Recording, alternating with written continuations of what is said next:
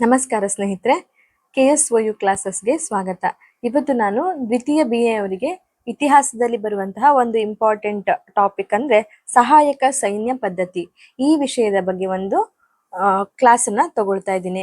ಅನೇಕ ಬಾರಿ ಎಕ್ಸಾಮ್ಗೆ ಸಹಾಯಕ ಸೈನ್ಯ ಪದ್ಧತಿಯ ಬಗ್ಗೆ ವಿವರಿಸಿ ಅನ್ನುವ ಕ್ವಶನ್ಸ್ ಬರ್ತಾ ಇರುತ್ತೆ. ಸೊ ಇದೊಂದು ಚಾಪ್ಟರ್ ತುಂಬಾ ಇಂಪಾರ್ಟೆಂಟ್ ಆಗಿರುತ್ತೆ. ಹಳೆ ಪ್ರಶ್ನೆ ಪತ್ರಿಕೆಗಳನ್ನ ನೋಡೋದಾದ್ರೆ ಅನೇಕ ಬಾರಿ ರಿಪೀಟೆಡ್ ಆಗಿ ಕೂಡ ಈ ಕ್ವಶನ್ಸ್ ಬಂದಿರುತ್ತೆ. ಈ ವಿಷಯದ ಬಗ್ಗೆ ಒಂದು ಕ್ವಶನ್ಸ್ ಬಂದೇ ಬರುತ್ತೆ. ಹಾಗಾಗಿ ಈ ವಿಷಯದ ಬಗ್ಗೆ ನಾವಿವತ್ತು ಕ್ಲಾಸ್ ಅಲ್ಲಿ ನೋಡೋಣ. ಮೊದಲಿಗೆ ಸಹಾಯಕ ಸೈನ್ಯ ಪದ್ಧತಿಯನ್ನ ಬರೆಯುವ ಮೊದಲು, ಡೈರೆಕ್ಟ್ ಆಗಿ ಟಾಪಿಕ್ಗೆ ಹೋಗುವ ಮೊದಲು ನೀವು ಆ ಸಹಾಯಕ ಸೈನ್ಯ ಪದ್ಧತಿಯ ಹಿನ್ನೆಲೆ ಅಥವಾ ಅದನ್ನ ಯಾರಿಗೆ ಜಾರಿಗೆ ತಂದ್ರು, ಯಾಕೆ ಜಾರಿಗೆ ತಂದ್ರು, ಇದನ್ನೆಲ್ಲ ಸ್ವಲ್ಪ ಬರಿಬೇಕಾಗ್ತದೆ. ಪೀಠಿಕೆ ತರಹ ಬರಿಬೇಕು. ಏನು ಆನ್ಸರ್ ಬರೆಯುವಾಗ ನೀವು ಫಸ್ಟ್ ಒಂದು ಅದು ಸಹಾಯಕ ಸೈನ್ಯ ಪದ್ಧತಿ ಬರೆದು ಪೀಠಿಕೆಯಾಗಿ ಸ್ವಲ್ಪ ಎಕ್ಸ್ಪ್ಲನೇಷನ್ ಅನ್ನ ಸಹಾಯಕ ಸೈನ್ಯ ಪದ್ಧತಿಯ ಬಗ್ಗೆ ನೀವು ಕೊಡ್ಬೇಕಾಗ್ತದೆ. ಈಗ ಆ ಪೀಠಿಕೆಯನ್ನ ನಾವು ನೋಡುದಾದ್ರೆ, ಗವರ್ನರ್ ಜನರಲ್ ಲಾರ್ಡ್ ವೆಲ್ಲೆಸ್ಲಿ ಏನಿದ್ದಾನೆ ಅವನು ಜಾರಿಗೆ ತಂದಿರುವಂತಹ ಪದ್ಧತಿ ಸಹಾಯಕ ಸೈನ್ಯ ಪದ್ಧತಿಯಾಗಿರುತ್ತೆ. ಗವರ್ನರ್ ಜನರಲ್ ಲಾರ್ಡ್ ವೆಲ್ಲೆಸ್ಲಿಯ ಅಧಿಕಾರದ ಅವಧಿಯಲ್ಲಿ ಬ್ರಿಟಿಷರು ಭಾರತದಲ್ಲಿ ಬೃಹತ್ ವಿಸ್ತರಣಾ ನೀತಿಯನ್ನ ಜಾರಿಗೆ ತಂದರು. ಇದಕ್ಕೆ ಬಹುಮುಖ್ಯ ಕಾರಣ ಎಂದರೆ ಫ್ರಾನ್ಸ್ನಲ್ಲಿ ನೆಪೋಲಿಯನ್ನ ಏಳಿಗೆ ಹಾಗೂ ಯುರೋಪಿನಲ್ಲಿ ನಡೆದ ಆಂಗ್ಲೋ ಫ್ರೆಂಚ್ ಹೋರಾಟಗಳು. ಅಂದ್ರೆ ಬ್ರಿಟಿಷರು ಭಾರತದಲ್ಲಿ ಬೃಹತ್ ವಿಸ್ತರಣಾ ನೀತಿಯನ್ನ ಜಾರಿಗೆ ತರ್ತಾರೆ. ಈ ಲಾರ್ಡ್ ವೆಲ್ಲೆಸ್ಲಿ ಅಧಿಕಾರದ ಅವಧಿಯಲ್ಲಿಯೇ ಭಾರತದಲ್ಲಿ ಒಂದು ಬೃಹತ್ ವಿಸ್ತರಣೆಯನ್ನು ಏನು ಭೂಮಿಯ ಬೃಹತ್ ವಿಸ್ತರಣೆ ಏನಿದೆ ಅದರದ್ದು ನೀತಿಯನ್ನ ಜಾರಿಗೆ ತರ್ತಾರೆ. ಇದಕ್ಕೆ ಕಾರಣ ಅಂದ್ರೆ ನೆಪೋಲಿಯನ್ ಏನಿದ್ದಾನೆ ಫ್ರಾನ್ಸ್ ನಲ್ಲಿ, ಅವನ ಏಳಿಗೆ ಮತ್ತೆ ಯುರೋಪಿನಲ್ಲಿ ಆಂಗ್ಲೋ ಮತ್ತೆ ಫ್ರೆಂಚ್ ಹೋರಾಟಗಳೇ ನಡೀತಾ ಇದ್ದಾವೆ. ಆ ಕಾರಣದಿಂದಾಗಿ ಬೃಹತ್ ವಿಸ್ತರಣಾ ನೀತಿಯನ್ನ ಬ್ರಿಟಿಷರು ಜಾರಿಗೆ ತರ್ತಾರೆ. ಅಲ್ಲಿಯವರೆಗೆ ಭಾರತದಲ್ಲಿ ಬ್ರಿಟಿಷರು ತಾವು ಗಳಿಸಿದ ಪ್ರಾಂತ್ಯವನ್ನು ಒಗ್ಗೂಡಿಸಿ ಅವುಗಳಲ್ಲಿನ ಸಂಪತ್ತುಗಳನ್ನು ಕ್ರೋಢೀಕರಿಸುವ ಕಾರ್ಯದಲ್ಲಿ ನಿರತರಾಗ್ತಾರೆ. ಅಂದ್ರೆ ಅಲ್ಲಿಯ ತನಕ ಬ್ರಿಟಿಷರು ತಾವೇನ್ ಗಳಿಸಿರ್ತಾರಲ್ವ ಪ್ರಾಂತ್ಯಗಳನ್ನ, ಅವುಗಳಲ್ಲಿನ ಸಂಪನ್ಮೂಲ ಅಥವಾ ಸಂಪತ್ತೇನಿದೆ ಅದನ್ನೆಲ್ಲ ಕ್ರೋಢೀಕರಿಸುವ ಕಾರ್ಯದಲ್ಲಿ ನಿರತರಾಗ್ತಾರೆ. ಭಾರತದ ಪ್ರಬಲ ದೊರೆಗಳ ವಿರುದ್ಧ ಸೆಣಸಾಡಲು ಸಿದ್ಧವಿರಲಿಲ್ಲ. ಆದರೆ ವೆಲ್ಲೆಸ್ಲಿಯು ಆದಷ್ಟು ಹೆಚ್ಚು ಭಾರತೀಯ ರಾಜ್ಯಗಳನ್ನ ಬ್ರಿಟಿಷರ ಪ್ರಭುತ್ವಕ್ಕೆ ಒಳಪಡಿಸಲು ನಿಶ್ಚಯಿಸ್ತಾನೆ. ಅಂದ್ರೆ ಬ್ರಿಟಿಷರಿಗೆ ಆ ಸಂದರ್ಭದಲ್ಲಿ ಭಾರತೀಯರೊಂದಿಗೆ ಹೋರಾಡಲು ಕೂಡ ಅವರು ಸಿದ್ಧವಿರುವುದಿಲ್ಲ. ಹಾಗೇನೆ ವೆಲ್ಲೆಸ್ಲಿ ಏನ್ ಮಾಡ್ತಾನೆ, ಲಾರ್ಡ್ ವೆಲ್ಲೆಸ್ಲಿ ಏನಿರ್ತಾರೆ ಗವರ್ನರ್ ಜನರಲ್ ಆದ ಲಾರ್ಡ್ ವೆಲ್ಲೆಸ್ಲಿ, ಆದಷ್ಟು ಹೆಚ್ಚಿನ ಪ್ರದೇಶಗಳನ್ನ ಅವರ ಬ್ರಿಟಿಷರ ಪ್ರಭುತ್ವಕ್ಕೆ ತೆಗೆದುಕೊಳ್ಳಲು ಅವನು ಯೋಚನೆ ಮಾಡ್ತಾನೆ. ಈ ಮೂಲಕ ಫ್ರೆಂಚರ ಪ್ರಾಬಲ್ಯವನ್ನು ಕೂಡ ಅವನಿಗೆ ತಡಿಲಿಕ್ಕೆ ಸಾಧ್ಯ ಆಗ್ತದೆ ಎನ್ನುವುದನ್ನು ಅವನು ಮನಗೊಳ್ತಾನೆ. ಫ್ರೆಂಚರ ಪ್ರಾಬಲ್ಯವನ್ನ ತಡೆದು ಇನ್ನು ಭಾರತದಲ್ಲಿ ಸಂಪೂರ್ಣ ಪ್ರಭುತ್ವವನ್ನು ಪಡಿಬೇಕೆಂದು ನಿಶ್ಚಯಿಸಿ ಬ್ರಿಟಿಷರ ವಿಸ್ತರಣಾ ನೀತಿ ಜಾರಿಗೆ ತರಲು ಇದೇ ಸಮಯ ಸೂಕ್ತವಾದ ಸಮಯ ಎಂದು ಸಹಾಯಕ ಸೈನ್ಯ ಪದ್ಧತಿಯನ್ನ ಜಾರಿಗೆ ತರ್ತಾನೆ. ಅಂದ್ರೆ ಬ್ರಿಟಿಷರು ಭಾರತದಲ್ಲಿ ಹೆಚ್ಚಿನ ರಾಜ್ಯಗಳಲ್ಲಿ ಪ್ರಭುತ್ವವನ್ನು ಸಾಧಿಸಬೇಕು, ಮತ್ತೆ ಫ್ರೆಂಚರ ಆಕ್ರಮಣ ಏನಿದೆ ಅಥವಾ ಅವರ ಪ್ರಾಬಲ್ಯ ಏನಿದೆ ಅದನ್ನೆಲ್ಲ ತಡೆಗಟ್ಟುವುದಕ್ಕೋಸ್ಕರ ಬ್ರಿಟಿಷರ ವಿಸ್ತರಣಾ ನೀತಿ ಕಾಯ್ದೆ ಏನಿದೆ ಅದನ್ನ ಜಾರಿಗೆ ತರಬೇಕು ಅನ್ನುವುದನ್ನ ಮನಗೊಳ್ತಾನೆ. ಅದನ್ನೇ ಇದೇ ಸೂಕ್ತ ಸಮಯ ಎಂದು ತಿಳ್ಕೊಂಡು ಅವನ ಪ್ರಸಿದ್ಧವಾದ ಇದು ಸಹಾಯಕ ಸೈನ್ಯ ಪದ್ಧತಿ ಏನಿದೆ ಅದನ್ನ ಜಾರಿಗೆ ಆ ಸಂದರ್ಭದಲ್ಲಿ ತಗೊಂಡ್ ಬರ್ತಾನೆ. ಈ ಸಂದರ್ಭದಲ್ಲಿ ಭಾರತದ ರಾಜಕೀಯ ಪರಿಸ್ಥಿತಿಯು ಸಂದಿಗ್ಧವಾಗಿತ್ತು. ಇದರಿಂದಾಗಿ ಬ್ರಿಟಿಷರಿಗೆ ಸುಲಭವಾಗಿ ಲಾಭದಾಯಕವಾಗಿ ಆ ಸಿಚುವೇಶನ್ಗಳು ಲಭಿಸ್ತವೆ. ಅಂದ್ರೆ ಭಾರತದ ರಾಜಕೀಯ ಪರಿಸ್ಥಿತಿ ಕೂಡ ಅಲ್ಲೋಲ ಕಲ್ಲೋಲ ಅಥವಾ ಸಂದಿಗ್ಧವಾಗಿರುವಂತಹ ಸಂದರ್ಭದಲ್ಲಿಯೇ ಲಾರ್ಡ್ ವೆಲ್ಲೆಸ್ಲಿ ಏನ್ ಮಾಡ್ತಾನೆ, ಸಹಾಯಕ ಸೈನ್ಯ ಪದ್ಧತಿ ವ್ಯವಸ್ಥೆಯನ್ನ ಜಾರಿಗೆ ತರ್ತಾನೆ. ಭಾರತದ ಸ್ಥಿತಿ ಸಂದಿಗ್ಧವಾಗಿದ್ದ ಪರಿಣಾಮದಿಂದಾಗಿ ಅವರಿಗೆ ಈಸಿಯಾಗಿ ಸಹಾಯಕ ಸೈನ್ಯ ಪದ್ಧತಿಯನ್ನು ಜಾರಿಗೆ ತರಲು ಕೂಡ ಸುಲಭವಾಗ್ತದೆ. ಈ ಆಕ್ರಮಣಕಾರಿ ವಿಸ್ತರಣಾ ನೀತಿಯು ಲಾರ್ಡ್ ಡಾಲ್ ಹೌಸಿಯ ಕಾಲದವರೆಗೂ ಜಾರಿಯಲ್ಲಿರ್ತದೆ. ಅಂದ್ರೆ ಈ ಆಕ್ರಮಣ ಮಾಡ್ತಾ ಹೋಗುವ ಈ ಸಹಾಯಕ ಸೈನ್ಯ ಪದ್ಧತಿಯಿಂದಾಗಿ ಆಕ್ರಮಣ ಮಾಡುವ ವಿಸ್ತರಣಾ ನೀತಿ ಏನಿದೆ ಇದು ಡಾಲ್ ಹೌಸಿಯ ಕಾಲದವರೆಗೂ ಜಾರಿಯಲ್ಲಿರ್ತದೆ. 1858ರ ಹೊತ್ತಿಗೆ ಇಡೀ ಭಾರತ ಉಪಖಂಡವೇ ಬ್ರಿಟಿಷರ ಪಾಲಾಗ್ತದೆ. ಅವರು 1 by 1 ಆಕ್ರಮಣ ಮಾಡ್ತಾ 1858ರ ಅವಧಿಯಲ್ಲಿ ಇಡೀ ಭಾರತದ ಒಂದು ಅರ್ಧ ಭಾರತವೇ ಬ್ರಿಟಿಷರ ಪಾಲಾಗಿತ್ತು ಎನ್ನುವುದನ್ನ ನಾವಿಲ್ಲಿ ನೋಡ್ಬೋದು. ಈಗ ಗವರ್ನರ್ ಜನರಲ್ ಆದ ಲಾರ್ಡ್ ವೆಲ್ಲೆಸ್ಲಿ ಏನಿದ್ದಾನೆ ಭಾರತದಲ್ಲಿ ಬೃಹತ್ ವಿಸ್ತರಣಾ ನೀತಿಯನ್ನ ಜಾರಿಗೆ ತರ್ತಾನೆ. ಪ್ರಮುಖ ಕಾರಣ ಇದಕ್ಕೆ ಏನಪ್ಪಾ ಅಂದ್ರೆ ನೆಪೋಲಿಯನ್ನ ಏಳಿಗೆ ಮತ್ತೆ ಆಂಗ್ಲೋ ಫ್ರೆಂಚ್ ಹೋರಾಟಗಳು. ಅಲ್ಲಿವರೆಗೆ ಅವರು ಏನ್ ಮಾಡ್ತಾ ಇದ್ರಂದ್ರೆ ಅವರು ತಾವು ಗೆದ್ದ ಪ್ರಾಂತ್ಯಗಳನ್ನೆಲ್ಲ ಅದರಲ್ಲಿರುವ ಸಂಪನ್ಮೂಲಗಳನ್ನ ಕ್ರೋಢೀಕರಿಸುವುದಷ್ಟೇ ಮಾಡ್ತಾ ಇದ್ರು. ಅದರ ನಂತರ ಅವರು ಯಾಕಂದ್ರೆ ಅವರಿಗೆ ಪ್ರಬಲ ದೊರೆಗಳ ವಿರುದ್ಧ ಸೆಣಸಾಡಲು ಕೂಡ ಅವರು ಸಿದ್ಧವಿರುವುದಿಲ್ಲ. ಭಾರತದಲ್ಲಿರುವ ಏನು ದೊರೆಗಳಿದ್ದಾರೆ ಅವ್ರ ಜೊತೆ ಯುದ್ಧ ಮಾಡಲು ಕೂಡ ಸೆಣಸಾಡಲು ಕೂಡ ಅವರು ಸಿದ್ಧವಿರುವುದಿಲ್ಲ. ಆದ್ರೆ ಲಾರ್ಡ್ ವೆಲ್ಲೆಸ್ಲಿಗೆ ಆದಷ್ಟು ಭಾರತೀಯ ರಾಜ್ಯಗಳನ್ನ ಬ್ರಿಟಿಷ್ ಪ್ರಭುತ್ವಕ್ಕೆ ತೆಗೆದುಕೊಳ್ಬೇಕೆನ್ನುವಂತಹ ಒಂದು ಆಸೆ ಇತ್ತು. ಈ ಮೂಲಕ ಫ್ರೆಂಚರ ಪ್ರಾಬಲ್ಯವನ್ನ ಕೂಡ ತಡೆಗಟ್ಟಬಹುದು ಎನ್ನುವುದನ್ನ ಮನಗೊಂಡು ಅವನು ವಿಸ್ತರಣಾ ನೀತಿ ಏನಿದೆ ಅವರದ್ದು ಬ್ರಿಟಿಷರ ವಿಸ್ತರಣಾ ನೀತಿಯನ್ನು ಜಾರಿಗೆ ತರುತ್ತಾನೆ. ಅದೇ ಅಂತಹ ಸಂದರ್ಭದಲ್ಲಿಯೇ ಭಾರತದ ಸ್ಥಿತಿ ಕೂಡ ಸಂದಿಗ್ಧವಾಗಿತ್ತು, ರಾಜಕೀಯ ಪರಿಸ್ಥಿತಿ. ಆ ಸಮಯವನ್ನು ಉಪಯೋಗಿಸಿಕೊಂಡು ಅದೇ ಸಂದರ್ಭದಲ್ಲಿ ಸಹಾಯಕ ಸೈನ್ಯ ಪದ್ಧತಿಯನ್ನ ಸುಲಭವಾಗಿ ಅವನು ಜಾರಿಗೆ ತಗೊಳ್ತಾನೆ. ಅದರ ಪರಿಣಾಮವಾಗಿ 1858 ಹೊತ್ತಿಗೆ ಭಾರತದ ಉಪಖಂಡವೇ ಬ್ರಿಟಿಷರ ಪಾಲಾಗುತ್ತೆ. ಮತ್ತೆ ಈ ಏನು ಆಕ್ರಮಣಕಾರಿ ವಿಸ್ತರಣಾ ನೀತಿ ಏನಿದೆ ಅದು ಡಾಲ್ ಹೌಸಿ ಏನಿದ್ದಾರೆ ಅವರ ಕಾಲದವರೆಗೂ ಕೂಡ ಜಾರಿಯಲ್ಲಿರ್ತದೆ. ಇದಿಷ್ಟು ಪೀಠಿಕೆಯನ್ನ ನೀವು ಸಹಾಯಕ ಸೈನ್ಯ ಪದ್ಧತಿಯ ಬಗ್ಗೆ ಬರಿಬೇಕಾಗ್ತದೆ. ಅದರ ನಂತರ ಸ್ವಲ್ಪ ಸಹಾಯಕ ಸೈನ್ಯ ಪದ್ಧತಿಯನ್ನ ಪಾಯಿಂಟ್ ಅನ್ನಾಗಿ ಬರೆದುಕೊಂಡು ಅದರ ಬಗ್ಗೆ ವಿವರಣೆಯನ್ನ ನೀಡಬೇಕಾಗ್ತದೆ. ಈಗ ಸಹಾಯಕ ಸೈನ್ಯ ಪದ್ಧತಿ ಪೀಠಿಕೆ ನಂತರ ನಾವು ಸಹಾಯಕ ಸೈನ್ಯ ಪದ್ಧತಿಯ ವಿವರಣೆಯನ್ನ ಅಥವಾ ಎಕ್ಸ್ಪ್ಲನೇಷನ್ ಅನ್ನ ನೋಡೋಣ. ಸಹಾಯಕ ಸೈನ್ಯ ಪದ್ಧತಿಯು ವೆಲ್ಲೆಸ್ಲಿಯ ರಾಜನೀತಿ ನೈಪುಣ್ಯಕ್ಕೆ ಸಾಕ್ಷಿಯಾಗಿದೆ. ಅಂದ್ರೆ ಅವನೆಷ್ಟು ರಾಜನೀತಿ ಅಥವಾ ಎಷ್ಟು ಚಾಣಾಕ್ಷನಾಗಿದ್ದ ಎನ್ನುವುದನ್ನ ಸಹಾಯಕ ಸೈನ್ಯ ಪದ್ಧತಿಯ ಮೂಲಕವೇ ಎಲ್ಲರೂ ಅರಿಬಹುದಾಗಿತ್ತು. ಈ ಪದ್ಧತಿಯ ಮೂಲಕ ವೆಲ್ಲೆಸ್ಲಿಯು ಅತಿ ಹೆಚ್ಚು ಭಾರತೀಯ ರಾಜ್ಯಗಳ ಮೇಲೆ ಕಂಪನಿಯ ಸಾರ್ವಭೌಮತ್ವವನ್ನ ಏರ್ಪಡಿಸ್ತಾನೆ. ಅಂದ್ರೆ ಈ ಒಂದು ಪದ್ಧತಿ ಜಾರಿಯಾದ ಮೇಲೆ ಲಾರ್ಡ್ ವೆಲ್ಲೆಸ್ಲಿಗೆ ಭಾರತದ ಅನೇಕ ರಾಜ್ಯಗಳ ಮೇಲೆ ಅವನಿಗೆ ಸಾರ್ವಭೌಮತ್ವ ಅಥವಾ ಅವನ ಅಧಿಕಾರವನ್ನ ಚಲಾಯಿಸಲು ಸಾಧ್ಯವಾಗ್ತದೆ. ಇದರ ಮೂಲಕ ಫ್ರೆಂಚರನ್ನು ಭಾರತೀಯ ರಾಜ್ಯಗಳಿಂದ ಯಶಸ್ವಿಯಾಗಿ ದೂರವಿರಿಸ್ತಾನೆ. ಅಂದ್ರೆ ಫ್ರೆಂಚರ್ ಏನಿದ್ದಾರೆ ಭಾರತಕ್ಕೆ ಬಂದಂತಹ ಫ್ರೆಂಚರನ್ನ ಭಾರತೀಯ ರಾಜ್ಯಗಳಿಂದ ಯಶಸ್ವಿಯಾಗಿ ಅವನು ದೂರ ಇಡ್ತಾನೆ. ಅಂದ್ರೆ ಅವನ ಸಹಾಯಕ ಸೈನ್ಯ ಪದ್ಧತಿಯನ್ನು ಅವನು ಏಳಿಗೆಯನ್ನ ಸಾಧಿಸ್ತಾನೆ. ಈ ಪದ್ಧತಿಯಿಂದಾಗಿ ಕಂಪನಿಗೆ ಅತಿ ಹೆಚ್ಚು ಆರ್ಥಿಕ ಲಾಭ ದೊರಕುತ್ತದೆ. ಸಹಾಯಕ ಸೈನ್ಯ ಪದ್ಧತಿಯಿಂದಾಗಿ ಕಂಪನಿಗೆ ಹೆಚ್ಚು ಲಾಭ ಬರ್ತದೆ. ಸಹಾಯಕ ಸೈನ್ಯ ಪದ್ಧತಿಯು ಈ ಹಿಂದೆಯೇ ಸೂಕ್ಷ್ಮ ರೂಪದಲ್ಲಿ ಜಾರಿಯಲ್ಲಿ ಇತ್ತು. ಅಂದ್ರೆ ಏನು ಲಾರ್ಡ್ ವೆಲ್ಲೆಸ್ಲಿ ಜಾರಿಗೆ ತರುವ ಮೊದಲೇ ಸಹಾಯಕ ಸೈನ್ಯ ಪದ್ಧತಿ ಎನ್ನುವಂತಹ ಕಾನ್ಸೆಪ್ಟ್ ಏನಿದೆ ಅದು ಜಾರಿಯಲ್ಲಿ ಇರುತ್ತೆ. ಡೂಪ್ಲೆ ಇದನ್ನು ಮೊದಲು ಜಾರಿಗೆ ತಂದಿದ್ದನು. ಡೂಪ್ಲೆ ಎನ್ನುವಂತಹವನು ಈ ಸಹಾಯಕ ಸೈನ್ಯ ಪದ್ಧತಿಯನ್ನ ಲಾರ್ಡ್ ವೆಲ್ಲೆಸ್ಲಿ ಜಾರಿಗೆ ತರುವ ಮೊದಲೇ ಜಾರಿಗೆ ತಂದಿರ್ತಾರೆ. ನಂತರ ರಾಬರ್ಟ್ ಕ್ಲೈವ್ ಮತ್ತು ವಾರನ್ ಹೇಸ್ಟಿಂಗ್ ಸ್ವಲ್ಪ ಮಟ್ಟಿಗೆ ಪ್ರಾಯೋಗಿಕವಾಗಿ ಜಾರಿಗೆ ತಂದಿದ್ರು. ಡೂಪ್ಲೆ ಏನು ಫಸ್ಟಿಗೆ ಜಾರಿಗೆ ತರ್ತಾನೆ, ಅವನ ನಂತರ ರಾಬರ್ಟ್ ಕ್ಲೈವ್ ಮತ್ತೆ ವಾರನ್ ಹೇಸ್ಟಿಂಗ್ ಏನಿರ್ತಾರೆ ಅವರು ಕೂಡ ಸ್ವಲ್ಪ ಮಟ್ಟಿಗೆ ಅದನ್ನ ಪ್ರಾಯೋಗಿಕವಾಗಿ ಅಂದ್ರೆ ಎಕ್ಸ್ಪೆರಿಮೆಂಟ್ ಮಾಡ್ತಾರೆ. ಒಂದು ಸಹಾಯಕ ಸೈನ್ಯ ಪದ್ಧತಿಯನ್ನ ಪ್ರಾಯೋಗಿಕವಾಗಿ ಜಾರಿಗೆ ತರ್ತಾರೆ. ಫಸ್ಟ್ ಈ ಒಂದು ಕಾನ್ಸೆಪ್ಟ್ ಅನ್ನ ಜಾರಿಗೆ ತಂದಿರುವುದು ಡೂಪ್ಲೆ, ನಂತರ ರಾಬರ್ಟ್ ಕ್ಲೈವ್ ಮತ್ತೆ ವಾರನ್ ಹೇಸ್ಟಿಂಗ್ ಏನಿದ್ದಾರೆ ಸ್ವಲ್ಪ ಮಟ್ಟಿಗೆ, ಫುಲ್ ಕಂಪ್ಲೀಟ್ ಆಗಿ ಅಲ್ಲದಿದ್ರು ಸ್ವಲ್ಪ ಮಟ್ಟಿಗೆ ಅವರು ಆ ವಿಷಯದ ಬಗ್ಗೆ ಅಥವಾ ಸಹಾಯಕ ಸೈನ್ಯ ಪದ್ಧತಿಯನ್ನ ಜಾರಿಗೆ ತಂದಿರ್ತಾರೆ.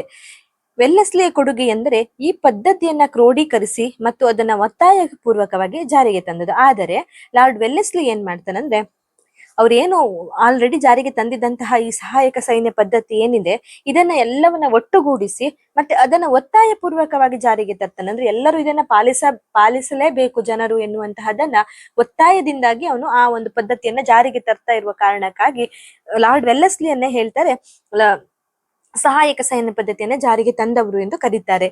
ಇನ್ನು ಈ ಸಹಾಯಕ ಸೈನ್ಯ ಪದ್ಧತಿಯ ಮುಖ್ಯ ಲಕ್ಷಣಗಳನ್ನ ನೋಡುವುದಾದ್ರೆ, ಒಂದನೆಯದಾಗಿ ಇದಿಷ್ಟು ಏನು ಲಕ್ಷಣ ನೀವು ಫಸ್ಟ್ ಏನು ಪೀಠಿಕೆ ಬರೀತೀರಲ್ವಾ ಅದರ ನಂತರ ನೀವು ಸಹಾಯಕ ಸೈನ್ಯ ಪದ್ಧತಿಯನ್ನ ಸ್ವಲ್ಪ ಇದಿಷ್ಟು ಪಾಯಿಂಟ್ ಅನ್ನ ನೀವು ಬರಿಬೇಕಾಗ್ತದೆ. ಅದರ ನಂತರ ಮುಖ್ಯ ಲಕ್ಷಣಗಳು, ಸಹಾಯಕ ಸೈನ್ಯ ಪದ್ಧತಿಯ ಪೀಠಿಕೆ, ನಂತರ ಸೈನ್ಯ ಪದ್ಧತಿಯ ವಿವರಣೆ, ಅದಾದ ನಂತರ ಸಹಾಯಕ ಸೈನ್ಯ ಪದ್ಧತಿಯ ಮುಖ್ಯ ಲಕ್ಷಣಗಳು ಅನ್ನುವುದನ್ನ ಪಾಯಿಂಟ್ ವೈಸ್ ಆಗಿ ನೀವು ಬರೆದ್ರೆ ನಿಮ್ಗೆ ಒಳ್ಳೆ ಮಾರ್ಕ್ಸ್ ತೆಗಿಲಿಕ್ಕೆ ಸಹಾಯ ಆಗ್ತದೆ.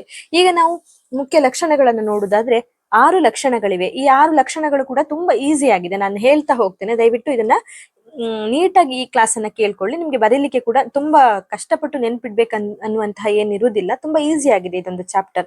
ಈಗ ಲಕ್ಷಣಗಳನ್ನ ನೋಡುದಾದ್ರೆ, 1ನೇ ಪಾಯಿಂಟ್, ಸಹಾಯಕ ಸೈನ್ಯ ಪದ್ಧತಿಯನ್ನು ಒಪ್ಪಿಕೊಂಡ ಸ್ಥಳೀಯ ರಾಜರುಗಳು ಕಡ್ಡಾಯವಾಗಿ ತನ್ನ ರಾಜಧಾನಿಯಲ್ಲಿ ಬ್ರಿಟಿಷರ ರೆಸಿಡೆಂಟ್ ಅನ್ನ ಇರಿಸಿಕೊಳ್ಬೇಕು.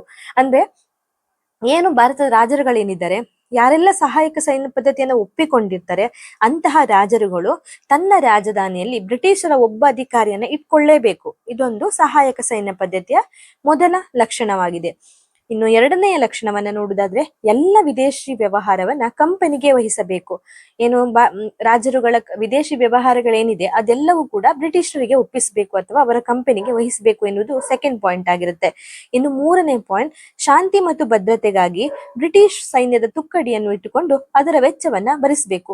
ಇನ್ನೇನಾದ್ರೂ ರಾಜ್ಯಗಳಲ್ಲಿ ಶಾಂತಿ ಅಥವಾ ಭದ್ರತೆಗಾಗಿ ಅಥವಾ ಏನಾದ್ರೂ ಸಮಯ ಕಷ್ಟ ಬಂದಾಗ ಅಥವಾ ರಾಜ್ಯದ ಶಾಂತಿಯನ್ನ ಕಾಪಾಡ್ಲಿಕ್ಕೆ ಇಲ್ಲ ರಾಜ್ಯವನ್ನ ರಕ್ಷಿಸಿಕೊಳ್ಳಿಕ್ಕೆ ರಾಜರುಗಳು ಬ್ರಿಟಿಷ್ ಸೈನ್ಯ ಏನಿದೆ ಅಥವಾ ಅವರ ಸೈನ್ಯದ ತುಕ್ಕಡಿಯಿಂದ ಅವರ ಸೈನ್ಯದ ಒಂದು ತುಕ್ಕಡಿಯನ್ನ ತಗೊಳ್ಬೇಕು. ಮತ್ತೆ ಅದಕ್ಕೆ ವೆಚ್ಚವನ್ನ ರಾಜರುಗಳೇ ಭರಿಸಬೇಕು. ಬ್ರಿಟಿಷರ ಸೈನ್ಯದ ತುಕ್ಕಡಿಯನ್ನ ತೆಗೆದುಕೊಂಡು ರಾಜ್ಯದ ಶಾಂತಿ ಮತ್ತು ಭದ್ರತೆಗಾಗಿ ಅದರದ್ದು ವೆಚ್ಚವನ್ನು ರಾಜರುಗಳು ಭರಿಸಬೇಕು ಎನ್ನುವುದು ಮೂರನೇ ಪಾಯಿಂಟ್ ಆಗಿರ್ತದೆ. ಇನ್ನು ನಾಲ್ಕನೇ ಪಾಯಿಂಟ್, ಕಂಪನಿಯ ಅನುಮತಿ ಇಲ್ಲದೆ ಯುರೋಪಿಯನ್ನರನ್ನು ಸೇವಾ ವ್ಯವಸ್ಥೆಗೆ ನೇಮಕ ಮಾಡಿಕೊಳ್ಳಬಾರದು. ಯಾವುದೇ ಯುರೋಪಿಯನ್ನರನ್ನು ಕಂಪನಿಯ ಅಥವಾ ಬ್ರಿಟಿಷರ ಒಂದು ಅನುಮತಿ ಇಲ್ಲದೆ ಸೇವೆಯ ವ್ಯವಸ್ಥೆಗೆ ರಾಜರುಗಳು ನೇಮಕ ಮಾಡಿಕೊಳ್ಳಬಾರದು. ಇದು ಒಂದು ನಾಲ್ಕನೆಯ ಲಕ್ಷಣ ಆಗಿರ್ತದೆ. ಇನ್ನು ಐದನೆಯ ಲಕ್ಷಣವನ್ನು ನೋಡುವುದಾದ್ರೆ, ಬ್ರಿಟಿಷ್ ಸೈನ್ಯದ ವೆಚ್ಚವನ್ನು ನಿರ್ವಹಿಸಲು ತನ್ನ ರಾಜ್ಯದ ಕೆಲವು ಪ್ರದೇಶಗಳನ್ನು ಕಂಪನಿಗೆ ವಹಿಸಿಕೊಡಬೇಕಾಗಿತ್ತು ಅಥವಾ ಹಣದ ರೂಪದಲ್ಲಿ ಕಂಪನಿಗೆ ಪೊಗದಿ ಸಲ್ಲಿಸಬೇಕಾಯಿತು. ಅಂದ್ರೆ ಬ್ರಿಟಿಷರದ್ದು ಸೈನ್ಯ ಏನಿದೆ, ಸೈನ್ಯದ ತುಕ್ಕಡಿ ಏನಿದೆ ಅದರದ್ದು ವೆಚ್ಚವನ್ನ ನಿರ್ವಹಿಸಲು ರಾಜರುಗಳು ಏನ್ ಮಾಡ್ಬೇಕಂದ್ರೆ ತಮ್ಮ ರಾಜ್ಯದ ಕೆಲವು ಪ್ರದೇಶಗಳನ್ನ ಬ್ರಿಟಿಷರಿಗೆ ಕೊಡ್ಬೇಕು. ಅದರಿಂದ ಅವರು ಸೈನ್ಯದ ವೆಚ್ಚವನ್ನ ಭರಿಸಬೇಕು. ಅದನ್ನ ಹಣದ ರೂಪದಲ್ಲಿ ಪೊಗದಿ ರೂಪದಲ್ಲಿ ರಾಜರುಗಳು ಬ್ರಿಟಿಷರಿಗೆ ನೀಡಬೇಕೆನ್ನುವುದು ಐದನೆಯ ಪಾಯಿಂಟ್ ಆಗಿರುತ್ತೆ. ಇನ್ನು ಕೊನೆಯ ಪಾಯಿಂಟ್ ಅನ್ನು ನೋಡುವುದಾದ್ರೆ, ಇವುಗಳಿಗೆ ಪ್ರತಿಯಾಗಿ ಕಂಪನಿ ಅಂತಹ ರಾಜ್ಯಗಳನ್ನು ವಿದೇಶಿ ದಾಳಿಯಿಂದ ಹಾಗೂ ಆಂತರಿಕ ಅವ್ಯವಸ್ಥೆಯಿಂದ ರಕ್ಷಿಸುವ ಭರವಸೆಯನ್ನು ನೀಡ್ತದೆ. ಇದಿಷ್ಟು ಮಾಡಿದವರು ಯಾರು, ಸಹಾಯಕ ಸೈನ್ಯ ಪದ್ಧತಿಗೆ ಒಪ್ಪಿಕೊಂಡ ಯಾರು ರಾಜರುಗಳೆಲ್ಲ ಇದಿಷ್ಟು ಕೆಲಸಗಳನ್ನ ಮಾಡಬೇಕು. ಅಂತಹ ಇದಿಷ್ಟು ಮಾಡಿದ ಯಾವ ರಾಜರು ಅಥವಾ ರಾಜ್ಯಗಳಿವೆ ಅಂತಹ ರಾಜ್ಯಗಳಿಗೆ ವಿದೇಶ ದಾಳಿಯಿಂದ ಅಥವಾ ಆಂತರಿಕ ಸಮಸ್ಯೆ ಎದುರಾದಲ್ಲಿ ಏನು ಕಂಪನಿ ಇದೆ, ಬ್ರಿಟಿಷರ ಏನ್ ಕಂಪನಿ ಇದೆ ಅವರ ಕಡೆಯಿಂದನೇ ಸೈನಿಕರ ಸಹಾಯ ಸಿಗುತ್ತೆ, ಮತ್ತೆ ಅವರಿಂದ ರಕ್ಷಣೆ ಕೂಡ ಸಿಗುತ್ತೆ. ಇದಿಷ್ಟು ಕೂಡ 6 ಪಾಯಿಂಟ್ ಸಹಾಯಕ ಸೈನ್ಯ ಪದ್ಧತಿಯ ಲಕ್ಷಣಗಳಾಗಿವೆ. ಒಂದೊಂದ್ಸಲ ಡೀಟೇಲ್ ಆಗಿ ಹೇಳುವುದಾದ್ರೆ, ಒಂದನೆಯ ಪಾಯಿಂಟ್, ಸಹಾಯಕ ಸೈನ್ಯ ಪದ್ಧತಿಯನ್ನು ಒಪ್ಪಿಕೊಂಡ ರಾಜರು ಕಡ್ಡಾಯವಾಗಿ ತನ್ನ ರಾಜಧಾನಿಯಲ್ಲಿ ಬ್ರಿಟಿಷ್ ರೆಸಿಡೆಂಟ್ ಅನ್ನ ಇರಿಸಿಕೊಳ್ಳಬೇಕು. ಇನ್ನು ಎರಡನೆಯ ಪಾಯಿಂಟ್, ಎಲ್ಲಾ ವಿದೇಶಿ ವ್ಯವಹಾರವನ್ನ ಕಂಪನಿಗೆ ವಹಿಸಬೇಕು. ಮೂರನೇದಾಗಿ, ಶಾಂತಿ ಭದ್ರತೆಗಾಗಿ ಬ್ರಿಟಿಷ್ ಸೈನ್ಯದ ತುಕ್ಕಡಿಯನ್ನು ಇಟ್ಟುಕೊಂಡು ಅದರ ವೆಚ್ಚವನ್ನ ರಾಜರುಗಳೇ ಭರಿಸಬೇಕು. ಇನ್ನು ನಾಲ್ಕನೇ ಪಾಯಿಂಟ್, ಕಂಪನಿಯ ಅನುಮತಿ ಇಲ್ಲದೆ ಯಾವುದೇ ಯುರೋಪಿಯನ್ನರನ್ನ ಸೇವಾ ವ್ಯವಸ್ಥೆಗೆ ನೇಮಕ ಮಾಡಿಕೊಳ್ಳಬಾರದು. ಐದನೆಯದು, ಬ್ರಿಟಿಷರ ಸೈನ್ಯ ವೆಚ್ಚವನ್ನ ನಿರ್ವಹಿಸಲು ತನ್ನ ರಾಜ್ಯದ ಕೆಲವು ಪ್ರದೇಶಗಳನ್ನು ಕಂಪನಿಗೆ ವಹಿಸಿಕೊಡಬೇಕು ಅಥವಾ ಹಣದ ರೂಪದಲ್ಲಿ ಕಂಪನಿಗೆ ಪೊಗದಿಯನ್ನ ಸಲ್ಲಿಸಬೇಕು. ಇನ್ನು ಆರನೆಯ ಪಾಯಿಂಟ್, ಇವುಗಳಿಗೆ ಪ್ರತಿಯಾಗಿ ಕಂಪನಿ ಅಂತಹ ರಾಜ್ಯಗಳನ್ನ ವಿದೇಶಿ ದಾಳಿಯಿಂದ ಅಥವಾ ಆಂತರಿಕ ಅವ್ಯವಸ್ಥೆಯಿಂದ ರಕ್ಷಿಸುವಂತಹ ಭರವಸೆಯನ್ನ ಸಹಾಯಕ ಸೈನ್ಯ ಪದ್ಧತಿ ನೀಡುತ್ತದೆ. ಇದಿಷ್ಟು ಕೂಡ ಸಹಾಯಕ ಸೈನ್ಯ ಪದ್ಧತಿಯ ಮುಖ್ಯ ಲಕ್ಷಣಗಳಾಗಿರುತ್ತೆ. ಇದಾದ ನಂತರ ಅನುಕೂಲ ಮತ್ತೆ ಪ್ರತಿಕೂಲಗಳು, ಅನುಕೂಲ ಅಥವಾ ಅನಾನುಕೂಲಗಳನ್ನ ನಾವು ಬರಿಬೇಕಾಗ್ತದೆ. ಸಹಾಯಕ ಸೈನ್ಯ ಪದ್ಧತಿಯ ಅನುಕೂಲಗಳು ಮತ್ತೆ ಅನಾನುಕೂಲಗಳು ಎನ್ನುವುದನ್ನ ಮತ್ತೆ ಪಾಯಿಂಟ್ ಆಗಿ ಬರೆದು ಮತ್ತೆ ಅದನ್ನ ಎಕ್ಸ್ಪ್ಲೈನ್ ಮಾಡ್ತಾ ಹೋಗ್ಬೇಕಾಗತ್ತೆ. ಸಹಾಯಕ ಸೈನ್ಯ ಪದ್ಧತಿಯು ಈಸ್ಟ್ ಇಂಡಿಯಾ ಕಂಪನಿಗೆ ಅತಿ ಹೆಚ್ಚು ಅನುಕೂಲ ಉಂಟು ಮಾಡಿತು ಎನ್ನುವುದರಲ್ಲಿ ಯಾವುದೇ ಸಂಶಯ ಇಲ್ಲ. ಈಸ್ಟ್ ಇಂಡಿಯಾ ಅಥವಾ ಬ್ರಿಟಿಷರಿಗೆ ಸಹಾಯಕ ಸೈನ್ಯ ಪದ್ಧತಿಯಿಂದಾಗಿ ತುಂಬಾ ಲಾಭ ಆಗುತ್ತೆ, ಅದರಲ್ಲಿ ಯಾವುದೇ ಸಂದೇಹ ಇಲ್ಲ ಎನ್ನುವುದನ್ನ ನೋಡಬಹುದು. ಇನ್ನು ಅನುಕೂಲ ಆಗುತ್ತೆ ಇದರಿಂದಾಗಿ ಕಂಪನಿಯ ಸಂಪನ್ಮೂಲಗಳು ಹೆಚ್ಚಾಗುತ್ತವೆ. ಇದು ಎರಡನೇ ಪಾಯಿಂಟ್ ಆಗಿ ನೀವು ಬರಿಬೇಕಾಗ್ತದೆ. ಮೂರನೇದಾಗಿ, ಯಾವುದೇ ವೆಚ್ಚವಿಲ್ಲದೆ ಬ್ರಿಟಿಷರು ದೊಡ್ಡದಾದ ಸಮರ್ಥ ಸೈನ್ಯವನ್ನ ಕಟ್ಟಲು ಸಾಧ್ಯವಾಯಿತು. ನಾಲ್ಕನೇದು, ಎಲ್ಲದಕ್ಕಿಂತ ಹೆಚ್ಚಾಗಿ ತನ್ನ ಯುದ್ಧಗಳಿಂದ ಯುರೋಪನ್ನೇ ನಡುಗಿಸಿದ ನೆಪೋಲಿಯನ್ನ ದಾಳಿಯ ಭೀತಿ ದೂರವಾಯಿತು. ಇನ್ನು ಐದನೇ ಪಾಯಿಂಟ್, ಸಹಾಯಕ ಸೈನ್ಯ ಪದ್ಧತಿಯ ಮೂಲಕ ಬ್ರಿಟಿಷರು ಯಶಸ್ವಿಯಾಗಿ ಫ್ರೆಂಚರ ಪ್ರಭಾವವನ್ನ ನಿಯಂತ್ರಿಸ್ತಾರೆ. ಇದಿಷ್ಟು ಕೂಡ ಅನುಕೂಲಗಳಾಗಿರುತ್ತೆ. ಸಹಾಯಕ ಸೈನ್ಯ ಪದ್ಧತಿಯ ಅನುಕೂಲಗಳು ಇನ್ನೊಂದ್ಸಲ ಅದನ್ನ ಎಕ್ಸ್ಪ್ಲೇನ್ ಮಾಡ್ತೇನೆ. ಸಹಾಯಕ ಸೈನ್ಯ ಪದ್ಧತಿಯ ಅನುಕೂಲಗಳು ಅಂತ ಬರೆದು ಪಾಯಿಂಟ್ ವೈಸ್ ಆಗಿ ನೀವು ಬರಿಬೇಕು. ಒಂದನೇದಾಗಿ, ಸಹಾಯಕ ಸೈನ್ಯ ಪದ್ಧತಿಯು ಈಸ್ಟ್ ಇಂಡಿಯಾ ಕಂಪನಿಗೆ ಅತಿ ಹೆಚ್ಚು ಅನುಕೂಲಗಳನ್ನು ಉಂಟು ಮಾಡಿತು ಎನ್ನುವುದರಲ್ಲಿ ಯಾವುದೇ ಸಂಶಯ ಇಲ್ಲ. ಎರಡು, ಇದರಿಂದಾಗಿ ಕಂಪನಿಯ ಸಂಪನ್ಮೂಲಗಳು ಹೆಚ್ಚಾಗುತ್ತವೆ. ಮೂರನೆಯದು, ಯಾವುದೇ ವೆಚ್ಚ ಇಲ್ಲದೆ ಬ್ರಿಟಿಷರು ದೊಡ್ಡದಾದ ಸಮರ್ಥ ಸೈನ್ಯವನ್ನ ಕಟ್ಟಲು ಸಾಧ್ಯವಾಯಿತು. ನಾಲ್ಕನೇದು, ಎಲ್ಲಕ್ಕಿಂತ ಹೆಚ್ಚಾಗಿ ತನ್ನ ಆಯುಧಗಳಿಂದ ಯುರೋಪಿಯರನ್ನ ನಡುಗಿಸುತ್ತಿದ್ದ ನೆಪೋಲಿಯನ್ನ ದಾಳಿಯ ಭೀತಿ ದೂರವಾಗುತ್ತೆ. ಐದನೇದು, ಸಹಾಯಕ ಸೈನ್ಯ ಪದ್ಧತಿಯ ಮೂಲಕ ಬ್ರಿಟಿಷರು ಯಶಸ್ವಿಯಾಗಿ ಫ್ರೆಂಚರ ಪ್ರಭಾವವನ್ನು ನಿಯಂತ್ರಿಸ್ತಾರೆ. ಇದಿಷ್ಟು ಕೂಡ ಸಹಾಯಕ ಸೈನ್ಯ ಪದ್ಧತಿಯಿಂದಾದ ಅನುಕೂಲಗಳಾಗಿರ್ತವೆ. ಇನ್ನು ಸಹಾಯಕ ಸೈನ್ಯ ಪದ್ಧತಿಯಿಂದ ಆಗುವಂತಹ ಅನಾನುಕೂಲಗಳನ್ನ ನೋಡುವುದಾದ್ರೆ, ಈ ಸಹಾಯಕ ಸೈನ್ಯ ಪದ್ಧತಿಯಿಂದ ಪಾಯಿಂಟ್ ವೈಸ್ ಆಗಿ ಇದನ್ನ ಬರೀರಿ. ಒಂದನೇದಾಗಿ ಭಾರತೀಯ ರಾಜರುಗಳಿಗೆ ಏನಿದೆ, ಭಾರತೀಯ ರಾಜ್ಯಗಳಿಗೆ ತುಂಬಾ ಪ್ರತಿಕೂಲ ಅಥವಾ ಅನಾನುಕೂಲ ಜಾಸ್ತಿ ಆಗಿರುವುದು ಭಾರತೀಯ ರಾಜರುಗಳಿಗೆ ಅಥವಾ ಭಾರತೀಯ ರಾಜ್ಯಗಳಿಗೆ ಅನಾನುಕೂಲ ತುಂಬಾ ಆಗುತ್ತೆ. ಪಾಯಿಂಟ್ ವೈಸ್ ಆಗಿ ನಾವು ಅನಾನುಕೂಲವನ್ನ ಬರೆಯುವುದಾದ್ರೆ, ಸಹಾಯಕ ಸೈನ್ಯ ಪದ್ಧತಿಯಿಂದಾಗಿ ಭಾರತೀಯ ದೊರೆಗಳು ಅತಿ ಹೆಚ್ಚಿನ ಪ್ರಮಾಣದಲ್ಲಿ ಕಂಪನಿಗೆ ಪೊಗದೆಯನ್ನ ಸಲ್ಲಿಸಬೇಕಾಯಿತು. ಇನ್ನು ಎರಡನೇದು, ಅದರ ಪರಿಣಾಮವಾಗಿ ಭಾರತೀಯ ದೊರೆಗಳು ತಮ್ಮ ಪ್ರಜೆಗಳ ಕ್ಷೇಮ ಸೌಲಭ್ಯಗಳನ್ನ ಬಲಿ ಕೊಟ್ಟು ಕಂಪನಿಗೆ ಹಣವನ್ನ ನೀಡಬೇಕಾಗಿ ಬರ್ತದೆ. ಅಂದ್ರೆ ಒಂದನೆಯ ಪಾಯಿಂಟ್, ಅತಿ ಹೆಚ್ಚಿನ ಹಣವನ್ನ ಕಂಪನಿಗೆ ಪೊಗದೆಯನ್ನ ನೀಡಬೇಕಾಗುತ್ತೆ. ಅದರಿಂದಾಗಿ ಎರಡನೆಯ ಪಾಯಿಂಟ್, ಅದರಿಂದಾಗಿ ಕಂಪನಿಯಲ್ಲಿ ಭಾರತದಲ್ಲಿರುವಂತಹ ಬೊಕ್ಕಸ ಬದಿದಾಗಿ ಪ್ರಜೆಗಳ ಯೋಗಕ್ಷೇಮಗಳನ್ನ ಬಲಿ ಕೊಟ್ಟು ಕಂಪನಿಗೆ ಹಣವನ್ನ ಸಲ್ಲಿಸಬೇಕಾಗಿ ಬರುತ್ತೆ. ಅದರಿಂದಾಗಿ ಮೂರನೇ ಪಾಯಿಂಟ್, ಜನಸಾಮಾನ್ಯರ ಬದುಕು ದುರ್ಬರವಾಗ್ತದೆ. ಅಂದ್ರೆ ಜನಸಾಮಾನ್ಯರ ಬದುಕು ತುಂಬಾ ಕಷ್ಟ ಆಗತ್ತೆ. ನಾಲ್ಕನೆಯದು, ಸಹಾಯಕ ಸೈನ್ಯ ಪದ್ಧತಿಯಿಂದಾಗಿ ಭಾರತದ ದೊರೆಗಳು ತಮ್ಮ ಸ್ವಾತಂತ್ರ್ಯವನ್ನೇ ಕಳೆದುಕೊಳ್ತಾರೆ.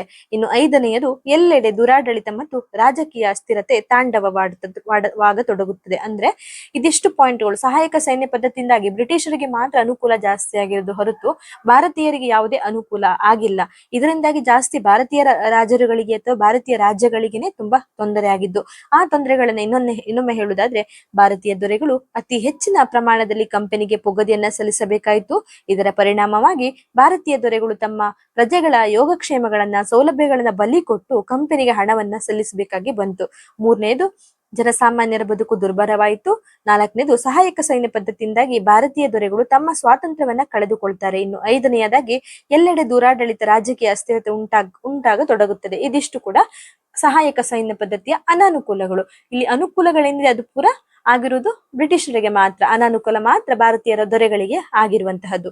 ಇದಿಷ್ಟನ್ನ ನಾವು ಸಹಾಯಕ ಸೈನ್ಯ ಪದ್ಧತಿಯ ಅನುಕೂಲಗಳು ಮತ್ತೆ ಅನಾನುಕೂಲಗಳಲ್ಲಿ ಬರಿಬೇಕಾಗ್ತದೆ. ಇನ್ನು ಕೊನೆಯದಾಗಿ ಸಹಾಯಕ ಸೈನ್ಯ ಪದ್ಧತಿಯ ಜಾರಿ ಎನ್ನುವುದನ್ನ ಬರೆದು ಅದರೊಂದು ಸ್ವಲ್ಪ ಎಕ್ಸ್ಪ್ಲನೇಷನ್ ಕೊಟ್ರೆ ಈ ಪಠ್ಯಭಾಗ ಮುಗಿಯುತ್ತದೆ. ಸಹಾಯಕ ಸೈನ್ಯ ಪದ್ಧತಿಗೆ ಸಹಿ ಹಾಕಿದವರಲ್ಲಿ ಮೊದಲಿಗನೆಂದ್ರೆ ಹೈದರಾಬಾದಿನ ನಿಜಾಮ, ನಂತರ ತಂಜಾವೂರಿನ ದೊರೆಯು ಒಪ್ಪಂದ ಮಾಡಿಕೊಂಡು ಆಡಳಿತವನ್ನೇ ಕಂಪನಿಗೆ ಒಪ್ಪಿಕೊಡ್ತಾರೆ. ಅಂದ್ರೆ ಫಸ್ಟಿಗೆ ಏನು ಸಹಾಯಕ ಸೈನ್ಯ ಪದ್ಧತಿನ ಒಪ್ಪಿಕೊಂಡಂತಹ ಫಸ್ಟ್ ದೊರೆ ಯಾರಂದ್ರೆ ಹೈದರಾಬಾದಿನ ನಿಜಾಮರು ಮತ್ತೆ ತಂಜಾವೂರಿನ ದೊರೆ ಏನಿದ್ದಾರೆ, ಇವರೆಲ್ಲರೂ ಕೂಡ ಸಹಾಯಕ ಸೈನ್ಯ ಪದ್ಧತಿಗೆ ಮೊದಲು ಒಪ್ಪಿ ತಮ್ಮ ಆಡಳಿತವನ್ನ ಕಂಪನಿಗೆ ಬಿಟ್ಟು ಕೊಡ್ತಾರೆ. ಮುಂದೆ ಸೂರತ್ ಹಾಗೂ ಕರ್ನಾಟಕ ಪ್ರದೇಶ ಬ್ರಿಟಿಷರ ವಶವಾಗುತ್ತೆ. ಇದರ ಪರಿಣಾಮವಾಗಿ ಏನು ತಂಜಾವೂರಿನ ದೊರೆ ಮತ್ತೆ ಹೈದರಾಬಾದಿನ ನಿಜಾಮರೇನು ಮೊದಲ ಬಾರಿಗೆ 1799ರಲ್ಲಿ ಆಡಳಿತವನ್ನ ಸಹಾಯಕ ಸೈನ್ಯ ಪದ್ಧತಿಯನ್ನು ಒಪ್ಪಿಕೊಂಡು ತಮ್ಮ ಆಡಳಿತವನ್ನ ಈಸ್ಟ್ ಇಂಡಿಯಾ ಕಂಪನಿಯವರಿಗೆ ಬಿಟ್ಟು ಕೊಡ್ತಾರೆ. ಇದರ ಪರಿಣಾಮವಾಗಿ ಸೂರತ್ ಹಾಗೂ 1801ರಲ್ಲಿ ಕರ್ನಾಟಕ ಪ್ರದೇಶ ಏನಿದೆ ಇದೆಲ್ಲವೂ ಕೂಡ ಬ್ರಿಟಿಷರ ವಶವಾಗುತ್ತೆ. ಇನ್ನು ಔದ್ನ ನವಾಬ ಈ ಪದ್ಧತಿಗೆ ಒಪ್ಪಿ ಗಂಗಾ ಮತ್ತು ಯಮುನಾ ನದಿಗಳ ಬಯಲಿನ ಪ್ರದೇಶ, ರೋಹಿಲ್ ಖಂಡದ ಫಲವತ್ತಾದ ಪ್ರದೇಶಗಳನ್ನು ಕೂಡ ಒಪ್ಪಿಸ್ತಾನೆ. ಹೈದರಾಬಾದ್ನ ನಿಜಾಮ ಮತ್ತೆ ತಂಜಾವೂರಿನ ದೊರೆಯ ನಂತರ ಔದ್ನ ನವಾಬ ಏನಿದ್ದಾನೆ ಇವನು ಕೂಡ ಸಹಾಯಕ ಸೈನ್ಯ ಪದ್ಧತಿಯನ್ನು ಒಪ್ಪಿಕೊಂಡು ಗಂಗಾ ಮತ್ತು ಯಮುನಾ ನದಿಗಳ ಬಯಲಿನ ಪ್ರದೇಶವಾದ ರೋಹಿಲ್ ಖಂಡದ ಫಲವತ್ತಾದ ಪ್ರದೇಶಗಳನ್ನ ಕೂಡ ಬ್ರಿಟಿಷರಿಗೆ ಒಪ್ಪಿಸ್ತಾನೆ. ಈ ಪದ್ಧತಿಗೆ ಒಪ್ಪಿಕೊಳ್ಳದೆ ಸ್ವತಂತ್ರಕ್ಕಾಗಿ ಹೋರಾಡಿದ ವೀರ ಒಬ್ಬ ವ್ಯಕ್ತಿ ಅಂದ್ರೆ ಅದು ಟಿಪ್ಪು ಸುಲ್ತಾನ್ ಆಗಿರ್ತದೆ. ಈ ಬ್ರಿಟಿಷರ ಸಹಾಯಕ ಸೈನ್ಯ ಪದ್ಧತಿಯನ್ನು ಒಪ್ಪದೆ ಹೋರಾಟ ಮಾಡಿದ ಒಬ್ಬನೇ ಒಬ್ಬ ವ್ಯಕ್ತಿ ಅಂದ್ರೆ ಅದು ಟಿಪ್ಪು ಸುಲ್ತಾನ್ ಆಗಿರ್ತಾನೆ. ಆದರೆ ಅವನ ಮರಣ ನಂತರ ಅವನ ರಾಜ್ಯವನ್ನು ಹಂಚಿಕೊಂಡಿದ್ದಲ್ಲದೆ ಮೈಸೂರು ಸಂಸ್ಥಾನ ಸಹಾಯಕ ಸೈನ್ಯ ಪದ್ಧತಿಗೆ ಒಪ್ಪಿಕೊಳ್ಬೇಕಾಗ್ತದೆ. ಟಿಪ್ಪು ಇರುವ ತನಕ ಸಹಾಯಕ ಸೈನ್ಯ ಪದ್ಧತಿ ಅವನು ಒಪ್ಪಿಕೊಳ್ಳಿಲ್ಲ. ಆದ್ರೆ ಅವನ ಮರಣ ನಂತರ ಮೈಸೂರು ಸಂಸ್ಥಾನ ಏನಿದೆ ಸಹಾಯಕ ಸೈನ್ಯ ಪದ್ಧತಿಯನ್ನ ಒಪ್ಪಿಕೊಳ್ಳಬೇಕಾದ ಪರಿಸ್ಥಿತಿ ಬರ್ತದೆ. ಕೊನೆಗೆ ಮರಾಠರು ಒಬ್ಬರಾದ ಮೇಲೆ ಒಬ್ಬರು ಈ ಪದ್ಧತಿಯನ್ನ ಒಪ್ಪಿಕೊಳ್ಳಲೇಬೇಕಾಗ್ತದೆ. ಅಂದ್ರೆ 1 by 1 ಫಸ್ಟಿಗೆ ಹೈದರಾಬಾದ್ನ ನಿಜಾಮರು, ತಂಜಾವೂರಿನ ದೊರೆ, ನಂತರ ಔದ್ನ ನವಾಬ, ಹೀಗೆಲ್ಲರೂ ಕೂಡ ಒಬ್ಬೊಬ್ಬರಾಗಿ ತಮ್ಮ ರಾಜ್ಯವನ್ನ ಸಹಾಯಕ ಸೈನ್ಯ ಪದ್ಧತಿ ಅಥವಾ ಈಸ್ಟ್ ಇಂಡಿಯಾ ಕಂಪನಿಗೆ ಆಡಳಿತವನ್ನ ಬಿಟ್ಟು ಕೊಡ್ತಾರೆ. ಅದಾದ ನಂತರ ಒಪ್ಪದೇ ಇರುವುದು ಮತ್ತು ಅದಕ್ಕಾಗಿ ಹೋರಾಟ ಮಾಡಿದ ಒಬ್ಬ ವೀರ ಎಂದ್ರದು ಟಿಪ್ಪು ಸುಲ್ತಾನ್ ಆಗಿರ್ತಾನೆ. ಅವನ ನಂತರ ಬೇರೆ ದಾರಿ ಇಲ್ಲದೆ ಮೈಸೂರು ಸಂಸ್ಥಾನವು ಸಹಾಯಕ ಸೈನ್ಯ ಪದ್ಧತಿಗೆ ಒಪ್ಪಿಕೊಳ್ಬೇಕಾಗ್ತದೆ. ಅವನ ನಂತರ ಕೊನೆಗೆ ಮರಾಠರು ಕೂಡ ಒಬ್ಬರಾದ ಮೇಲೆ ಒಬ್ರು ಸಹಾಯಕ ಸೈನ್ಯ ಪದ್ಧತಿಯನ್ನ ಒಪ್ಪಿಕೊಳ್ಬೇಕಾಗ್ತದೆ. ಒಟ್ಟಿನಲ್ಲಿ ಭಾರತವನ್ನು ಆಳಿದ ಬ್ರಿಟಿಷ್ ಗವರ್ನರ್ ಜನರಲ್ ಅಲ್ಲಿ ಲಾರ್ಡ್ ವೆಲ್ಲೆಸ್ಲಿ ಅತ್ಯಂತ ಸಾಮ್ರಾಜ್ಯಶಾಹಿ ಪ್ರಭುವಾಗಿರ್ತಾನೆ. ಈ ಒಂದು ಸಹಾಯಕ ಸೈನ್ಯ ಪದ್ಧತಿ ಏನಿದೆ ಇದೊಂದು ವಿಷಯದಿಂದಾಗಿ ಲಾರ್ಡ್ ಗವರ್ನರ್ ಜನರಲ್ ಗಳಲ್ಲಿ ಲಾರ್ಡ್ ವೆಲ್ಲೆಸ್ಲಿ ಏನಿದ್ದಾನೆ ಅವನು ಅತ್ಯಂತ ಯಶಸ್ವಿ ಸಾಮ್ರಾಜ್ಯಶಾಹಿಯಾಗಿ ನೆನಪಲ್ಲಿ ಇಟ್ಕೊಳ್ಳುವಂತಹ ಒಬ್ಬ ರಾಜನಾಗಿರ್ತಾನೆ ಎನ್ನುವುದನ್ನ ನಾವಿಲ್ಲಿ ನೋಡಬಹುದು. ಸೊ ಸಹಾಯಕ ಸೈನ್ಯ ಪದ್ಧತಿ ಎನ್ನುವಂತಹ ಟಾಪಿಕ್ ಎಕ್ಸಾಮ್ಗೆ ಬಂದಾಗ ನೀವು ಫಸ್ಟಿಗೆ ಸಹಾಯಕ ಸೈನ್ಯ ಪದ್ಧತಿಯನ್ನ ಸ್ವಲ್ಪ ಎಕ್ಸ್ಪ್ಲೈನ್ ಮಾಡ್ಬೇಕಾಗ್ತದೆ, ಪೀಠಿಕೆಯನ್ನ ಹಾಕ್ಬೇಕಾಗ್ತದೆ, ಹೇಗೆ ಜಾರಿಗೆ ಬಂದು ಯಾರು ಜಾರಿಗೆ ತಂದ್ರು ಅಂತ ಎಲ್ಲ ಬರಿಬೇಕಾಗ್ತದೆ. ಆಮೇಲೆ ಲಾರ್ಡ್ ವೆಲ್ಲೆಸ್ಲಿಯ ಮೊದಲು ಯಾರೆಲ್ಲ ಜಾರಿಗೆ ತಂದ್ರು ಅಂತ ಸಹಾಯಕ ಸೈನ್ಯ ಪದ್ಧತಿಯನ್ನ ಸ್ವಲ್ಪ ಎಕ್ಸ್ಪ್ಲೈನ್ ಮಾಡ್ಬೇಕಾಗುತ್ತೆ. ಡ್ಯೂಪ್ಲೆಸ್ ಜಾರಿಗೆ ತರ್ತಾರೆ, ಅದರ ನಂತರ ರಾಬರ್ಟ್ ಕ್ಲೈವ್ ಮತ್ತೆ ವಾರನ್ ಹೇಸ್ಟಿಂಗ್ ಏನಿದ್ದಾರೆ ಅವರು ಪ್ರಾಯೋಗಿಕವಾಗಿ ಸ್ವಲ್ಪ ಮಟ್ಟಿಗೆ ಜಾರಿ ತರ್ತಾರೆ. ಆದರೆ ವೆಲ್ಲೆಸ್ಲಿ ಕ್ರೋಢೀಕರಿಸಿ ಮತ್ತೆ ಒತ್ತಾಯ ಪೂರ್ವಕವಾಗಿ ಅದನ್ನು ಜಾರಿಗೆ ತಂದಿದ್ರಿಂದ ಸಹಾಯಕ ಸೈನ್ಯ ಪದ್ಧತಿಯನ್ನ ಜಾರಿಗೆ ತಂದಿದ್ದು ಲಾರ್ಡ್ ವೆಲ್ಲೆಸ್ಲಿ ಎನ್ನುವುದೇ ಪ್ರಸಿದ್ಧವಾಗ್ತದೆ. ಇದಿಷ್ಟನ್ನ ಮತ್ತೆ ಬರಿಬೇಕಾಗ್ತದೆ ಸಹಾಯಕ ಸೈನ್ಯ ಪದ್ಧತಿ ಎಂದು. ಆಮೇಲೆ ಸಹಾಯಕ ಸೈನ್ಯ ಪದ್ಧತಿಯ ಮುಖ್ಯ ಲಕ್ಷಣಗಳು ಅಂತ ಇದು 6 ಪಾಯಿಂಟ್ ಅನ್ನ ಬರೀರಿ. ಅದಾದ ನಂತರ ಸಹಾಯಕ ಸೈನ್ಯ ಪದ್ಧತಿಯ ಅನುಕೂಲಗಳು.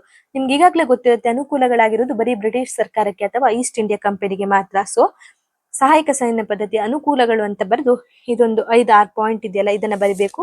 ನಂತರ ಸಹಾಯಕ ಸೈನ್ಯ ಪದ್ಧತಿಯ ಅನಾನುಕೂಲಗಳು, ಅದಾಗಿರೋದು ಬರೀ ಭಾರತೀಯ ರಾಜರುಗಳಿಗೆ ಅಥವಾ ರಾಜ್ಯಗಳಿಗೆ ಮಾತ್ರ, ಅದಿಷ್ಟನ್ನ ಬರಿಬೇಕು. ಆಮೇಲೆ ಸಹಾಯಕ ಸೈನ್ಯತೆಯ ಜಾರಿ ಎಲ್ಲೆಲ್ಲ ಮಾಡಿತ್ತು, ಯಾರೆಲ್ಲ ಒಪ್ಪಿಗೆ ಕೊಂಡ್ರು ಅನ್ನೋದನ್ನ ಇದಿಷ್ಟನ್ನ ಸಂಕ್ಷಿಪ್ತವಾಗಿ ನೀವು ಬರೆದು ಕೊನೆಯಲ್ಲಿ ಒಂದು ಭಾರತವನ್ನ ಆಳಿದ ಬ್ರಿಟಿಷ್ ಗವರ್ನರ್ ಜನರಲ್ ಅಲ್ಲಿ ಲಾರ್ಡ್ ವೆಲ್ಲೆಸ್ಲಿ ಅತ್ಯಂತ ಯಶಸ್ವಿಯಾದ ಸಾಮ್ರಾಜ್ಯಶಾಹಿ ಪ್ರಭುವಾಗಿದ್ದಾನೆ, ಕಾರಣ ಅವನು ತಂದಂತಹ ಸಹಾಯಕ ಸೈನ್ಯ ಪದ್ಧತಿ ಎನ್ನುವಂತಹ ನೀತಿ ಅನ್ನೋದನ್ನ ಬರೆದು ಎಂಡ್ ಮಾಡ್ಬೇಕಾಗತ್ತೆ. ಈ ವಿಷಯದಲ್ಲಿ ಏನಾದ್ರೂ ಅಭಿಪ್ರಾಯಗಳಿದ್ದಲ್ಲಿ ದಯವಿಟ್ಟು ಕಮೆಂಟ್ ಮೂಲಕ ತಿಳಿಸಿ. ಧನ್ಯವಾದಗಳು ಸ್ನೇಹಿತರೆ.